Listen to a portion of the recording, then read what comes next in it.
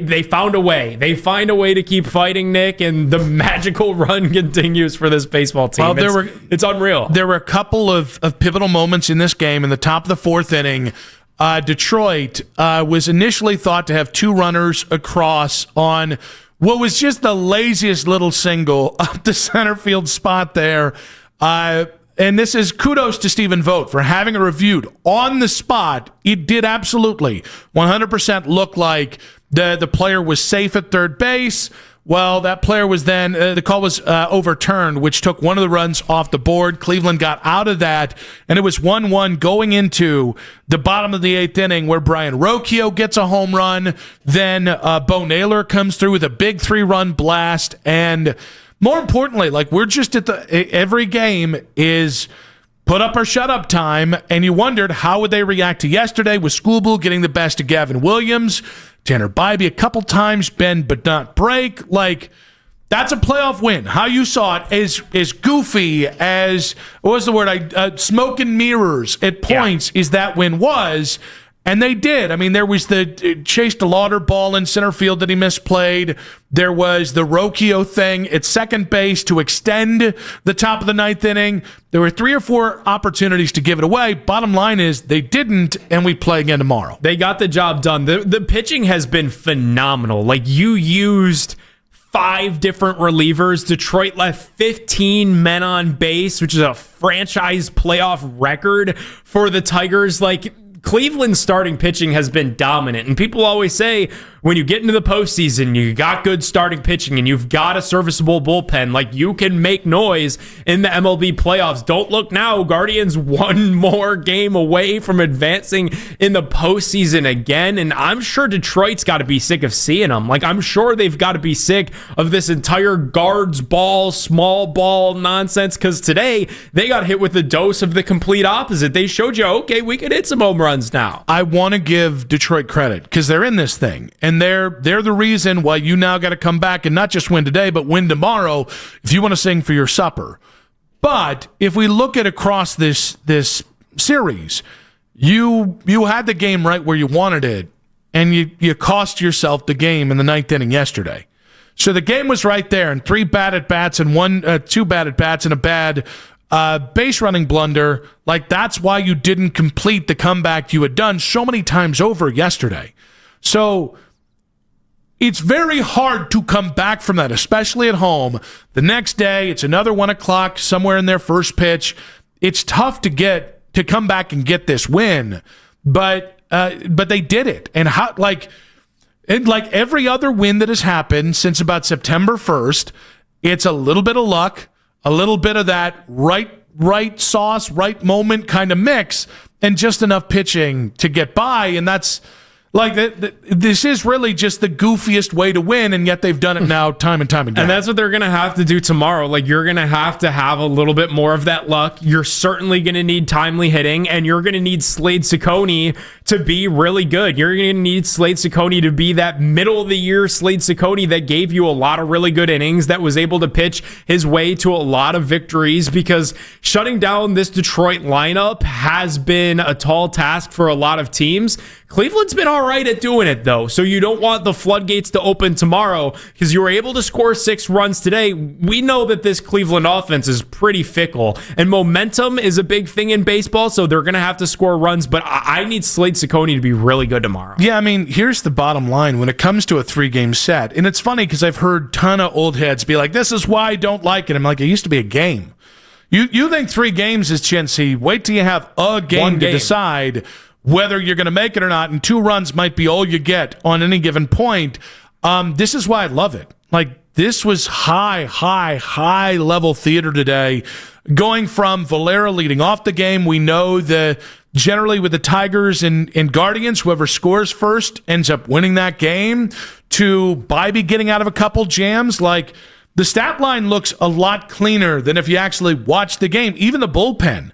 Like, it was gas can Gaddis today, and you got, quite frankly, a little lucky that no runs were charged to him. Tim Herron comes in, slams the door shut. Then you think, well, we got Junis. Junis will get us to the ninth inning.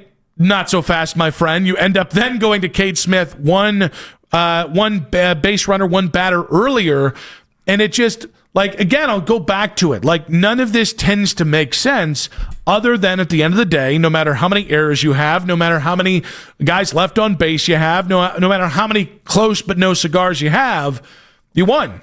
And then you win tomorrow. Like, I don't know. I know because yesterday, well, we lost a playoff game, so we're going to be pissed about John Rodriguez. We're going to be pissed about John Kensey. We're going to be mad about this. Totally get it.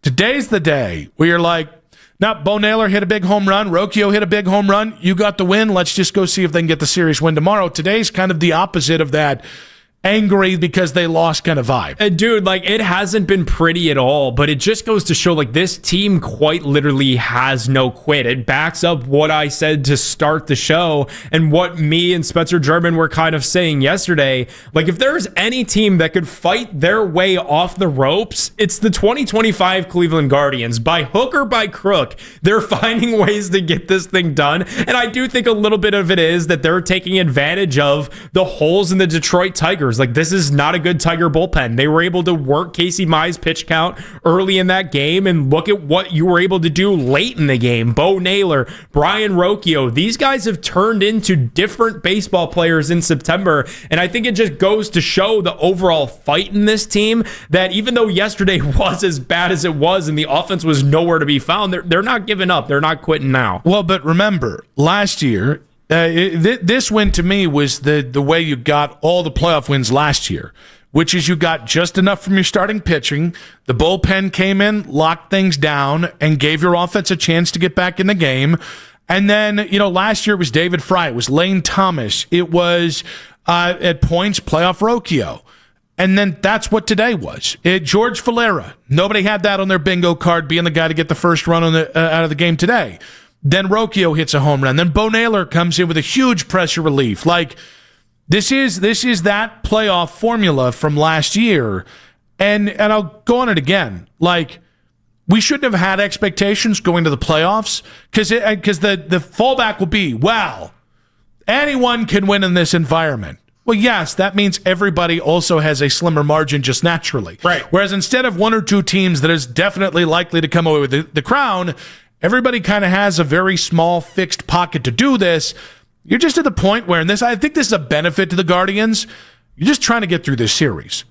I think it's so much harder to do this when all of a sudden everyone's watching every pitch because the games are strewn out by 2 or 3 games at a time and you have time to think about this. The beauty and the agony of this is you only had last night to think about yesterday's loss, and you only have today and tonight to think about today's win. So, I think by tomorrow you're going to be like, oh, cool, we're into the second round of the playoffs. You're going to be like, oh, that was quick. But that's the beauty of playing in a very truncated format here in the first round of the playoffs. And what's really nice about it, too, is that you've been playing that style of baseball that's, okay, let's just win this series. Let's just win this game. You've been playing that style of baseball for a month just to get to this point. And how many teams have we seen in the history of baseball, in the history of postseasons, where the teams that have to make October in a pressure cooker, the teams that have to make October by going on a run in the month of September, how many times do we see those teams catch fire in October and be able to go on a run and potentially win a World Series? And obviously, I'm not trying to get that far. Seems like Nick Padone is guaranteeing a World Series victory. Jax, is that what you heard? That's kind of what I heard. It's what Jax heard and what I heard. I mean, that's fine. I guaranteed a Green Bay win twice, and they won once. So I got that going for me. Okay. Well, I'm not willing to go there yet. However, if the offense could score 6 runs on a normal basis, maybe I'll start getting a little bit closer to it. Really? I'm proud of you for going out there. Yeah, if this offense can score 6 runs, I think they're going to win more playoff games than to lose. I like their chances in the World Series. I mean, some just lob it right down the middle. You were high inside on that one. I will say, we've watched Bo go from a young kid in 2023, comes up, gave you that whisper of a win. Actually, I might even be thinking about 2022 and thinking we've got the catcher of the next 10 years. Then 2023 happened. Then 2024 happened. And you were left wondering, where's the power? Where's the batting average? And he's actually been a much better defensive catcher than I think everyone expected. But moments like tonight or moments like today where you get to see that big home run, Like there, at some point, you watch a kid struggle the way Bo has it with the bat, and to see what he's done the last month and to see what has done today, it's just tip your cap and you just get excited for a kid that's worked really, really hard for that moment. Yeah, because you hit it. There were some dark days where you were wondering, is the Bo Naylor that we saw in Akron, the Bo Naylor that we saw in Columbus ever going to come true? And the fact that pop in the bat exists should excite Guardians fans. I look at this like we kind of went through a little bit of a catching desert for a good minute when Yan Gomes retired. Like you went through Mike Zunino, Sandy Leone, Luke Mailey, Kevin Polowecki. Like the catching position. I've yet to hear Roberto Perez. Thank you very much. Hey, Robbie P came up in the clutch a couple of times. All right, you're not going to catch any Roberto Perez slander here from me. You did just call him Robbie P. He sounds like a character from Breaking Bad. Like you needed Bo Naylor to be really good, and over the last month, he's been phenomenal. He's been a huge piece of how you were able to delete that 15.5 game deficit, and ultimately today he turns into a reason why you're still fighting for your season tomorrow against these Detroit Tigers. It's remarkable. There is a beleaguered bodega worker downstairs who asked, "They won? What does that mean for tomorrow?" And I'm like, "You got another game tomorrow." And they're like, and if they win that, I'm like, "You got games all next week. Let's go. It's good for business. You look tired. You look like you could use a nap. But let's go there, Pete, downstairs." And it didn't really work. He wasn't fired up? No, I think he's still very, very tired, and rightfully so. But with the Guardians getting the win again, tomorrow is the decisive game 3. It's funny. My reaction would be like, are they ready? I'm like, yes. We'll find out tomorrow, right around 1 o'clock, how ready they are. I think, do you pitch Cade Smith 3 straight days is a big question. I think, how much do you get out of Slade Ciccone? That's a huge question, probably the biggest question of all of them, because if Slade Ciccone pitches in between Gavin Williams and Tanner Bybee, you will be going to the divisional round. It's really as simple as that. And you're going to need a little bit of timely hitting too. It came through for you today, and it needs to continue tomorrow. You've got the momentum in this series now. Like, as bad as yesterday felt, and it was so unorthodox, the way that Jose couldn't get home from third base. Like, you've stolen momentum from the team that you just deleted a 15.5 game deficit from. And I'm sure Detroit has to be so sick of seeing these Cleveland Guardians. And if you could just get a good outing from Ciccone tomorrow and score a couple of runs, you're heading to Seattle to play the Mariners. It's that simple.